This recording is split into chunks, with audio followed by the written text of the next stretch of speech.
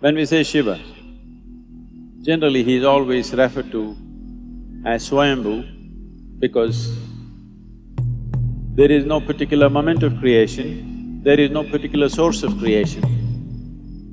He is by himself. That's why the word Shiva means that which is not. That which is not does not happen at a particular time, does not happen through something, it is there. So Shiva was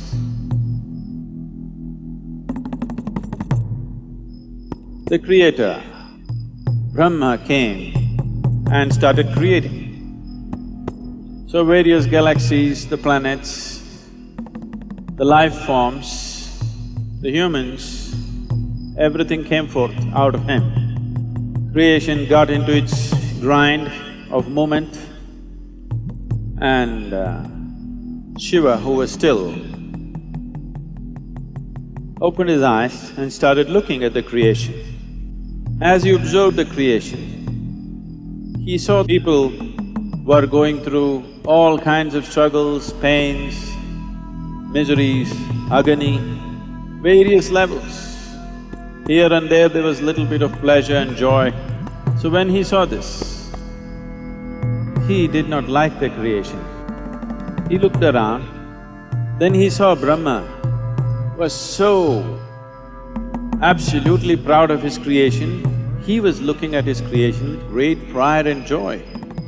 Then he found two eyes were not enough, so he popped one more head to look at this side, he didn't want to miss anything. Then he popped one more and one more. Then he popped a fifth head, like a crown for his pride, not to look at anything in particular, just to crown himself with an extra head. When Shiva saw that this Brahma is so gloating about such a miserable creation, he got mad. He attacked Brahma and plucked his fifth head out. Now he has only four, you know. Brahma screamed in pain and said, "Why are you doing this to me?" Then Shiva said, "Are you not ashamed of this creation that you have done? Everybody is suffering, people are going through all kinds of struggles. People are going through all kinds of miseries and pain and agony." Brahma said, "I have not created pain, nor have I created joy. I have just made it. It is up to them how they go through this. It is in their mind." Then Shiva said, "Who created the mind? That is also your creation." Brahma said, "The mind has no attributes of its own, it is just there. People can make joy out of it or misery out of it. People can make agony out of it or ecstasy out of it, it's left to them."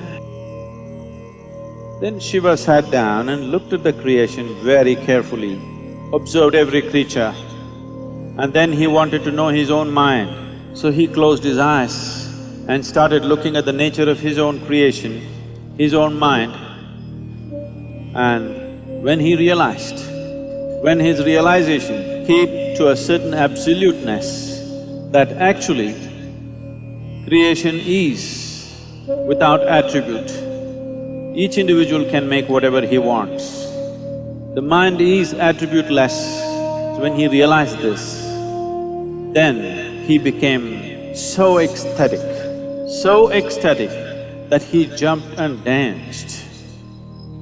He danced wildly out of his joy and ecstasy. As he danced intensely, with absolute involvement, when every cell in his body was a dance by itself, suddenly he realized that this dance is not necessary either. And he noticed, at the peak of his dance, there was absolute stillness. So he sat down as an ascetic, unmoving, utterly still. They say that stillness happened on this day, on the Mahashivaratri night is when it happened. From intensity of ecstasy to absolute annihilation and stillness, these two things he went on alternating. This is the imagery that you see. Sometimes he's dancing and exuberant, sometimes he's utterly still as if nothing exists. When we say Shiva is the destroyer, it is not about destroying the world, it's about destroying your world. Your world is essentially an accumulation of past experiences and impressions. Past is seeping into the present only through your thought process. And it is projecting itself into the future through your desiring process. What you know as your desire is essentially an exaggerated version of the past. So the destruction of the past is the essential nature, because if you want to know the grandeur of the creation, that is possible only through the presently existing moment that is here right now. This is the only doorway. In utter stillness, there is no past. In absolute movement, there is no past. These are the two fundamental passages that Shiva found to give access to that which is creation and the source of creation.